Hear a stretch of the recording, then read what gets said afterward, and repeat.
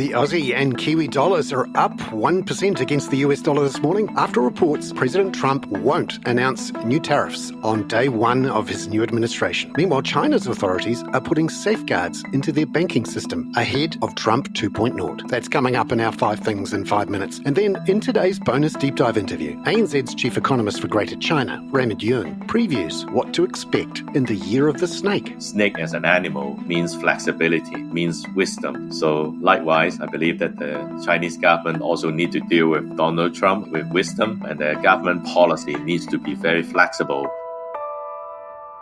But first, in 5 and 5 with ANZ, US markets were closed for Martin Luther King Day overnight, although the US dollar dropped around 1% as reports emerged that incoming US President Donald Trump will not be imposing tariffs on day one of his administration. Here's ANZ Head of G3 Economics, Brian Martin, overnight. Instead, the administration will order a study into unfair trade practices, currency practices, why there are persistent trade deficits. And once the agencies have done that, then the US will review the appropriate tariff policy. The US dollar sold off as a result, but we're going to have to wait and see whether or not that policy is actually confirmed. Undoubtedly, when US markets return tomorrow, there will be quite a bit more price action as the market digests the executive orders versus the expectations it had going into the inauguration ceremony. As of 4 a.m. Sydney Melbourne time, the Aussie dollar was up 1% at 62.63 US cents, while the Kiwi was up 1.2% at 56.59 US cents. The oil price also fell. West Texas Intermediate down 1.5% at $76.10 a barrel. Gold was down nearly 1% at $2,722 an ounce. Number 2, Brian says markets remain focused on what the executive orders will be after Trump's inauguration this morning, Sydney Melbourne time. At the weekend, Deputy Chief of Staff Stephen Miller did indicate that day one executive orders would be centred around government reform, immigration and energy policy. So we're looking for significant announcements on those, with the southern border being declared an emergency, with energy policy being declared an emergency, and a number of executive orders around that. Number 3, China's onshore market between banks for cash and other securities has tightened significantly in recent days, with interbank payments delayed last Wednesday and the overnight benchmark rate rising to the upper bound of the official rate corridor at 2.5%. Now that's up from 1.5% a couple of weeks ago. ANZ senior China strategist Xiaopeng Xing says the authorities in Beijing want to reduce leverage in the market just in case. The tight liquidity reflects the authorities' intention to deleverage the market ahead of possible U.S. tariff. This will help reduce the market risk if U.S. impose tariff on China.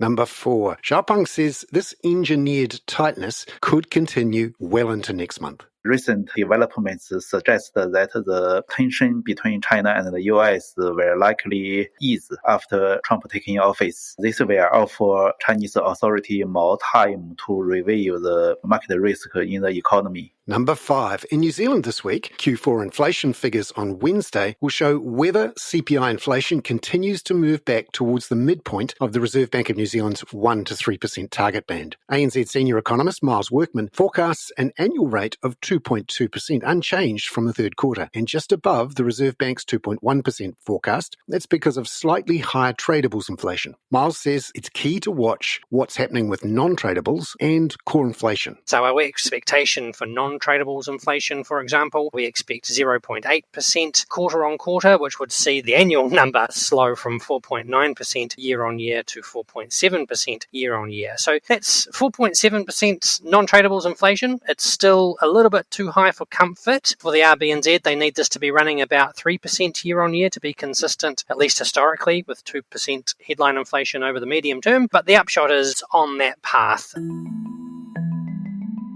Miles Workman there. Now, in today's deep dive interview, ANZ's chief economist for Greater China, Raymond Yeung, looks at the economic prospects in the year of the snake. It is an animal with a character interpreted differently in the Western culture versus the Chinese culture. Snake as an animal means flexibility, means wisdom. So likewise, I believe that the Chinese government also need to deal with Donald Trump with wisdom. Their government policy needs to be very flexible and take the opportunities to cut interest rate at the right time with the right size of government stimulus. More important than the policy direction, because ultimately it's about timing. How China can change the momentum within a year, how they're going to react swiftly to any policy announcement or the hawkish policy of a new US administration is very important. So I think that China or the Chinese government is currently holding a wait and see approach and waiting for the actual announcement of the tariff level, and any more companies will be falling into the entity list, and any other China policy of the whole US government. These are all the variables facing the Chinese policymaker, and the Chinese authority will need to deal with it with wisdom and in a very flexible way, rather than sticking to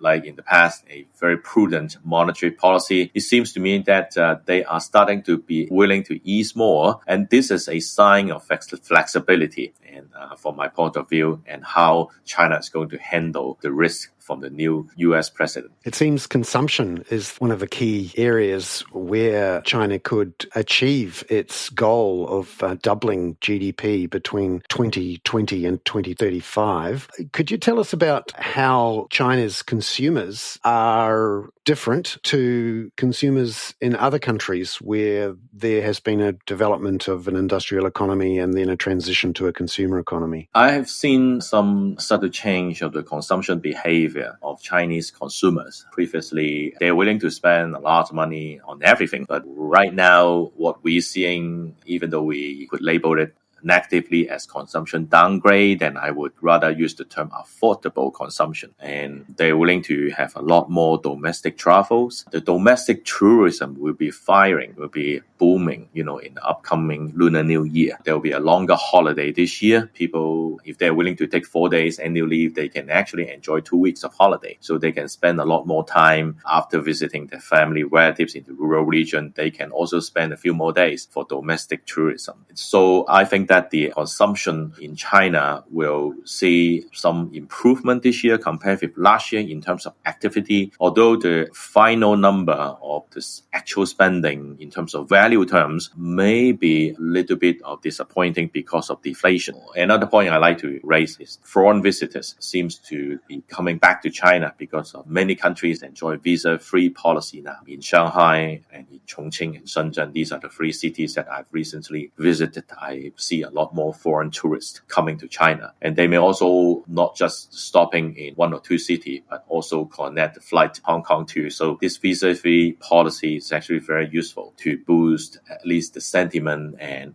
business will be able to prepare for more foreign tourists to come back to China. And that would be a positive measure to the domestic retail and hospitality sector. Are there any particular actions they might take that might have the most impact in both softening any impact from changes in the United States, but also to extend the consumer economy? The Chinese government has already prepared for the worst. I believe that they cannot count on net export. They cannot count on the shipment to the US to drive economic growth. So consumption is definitely a key focus. They have been launching a lot of consumption voucher subsidies policy, and under the umbrella of 2 new policies. The 2 news, first of all, new equipment investment spending by company, factories, and the new is to encourage households to replace their current digital device or electric device with new model, energy saving model as well as a kind of household discretionary spending. So these are the 2 news policy that should be able to provide some short-term relief, at least by these direct subsidies, helping the survival of many retailers. Raymond Yeung there. I'm Bernard Hickey. That was 5 and 5 with ANZ for Tuesday, January the 21st. Catch you tomorrow with the key market moves after the US presidential inauguration.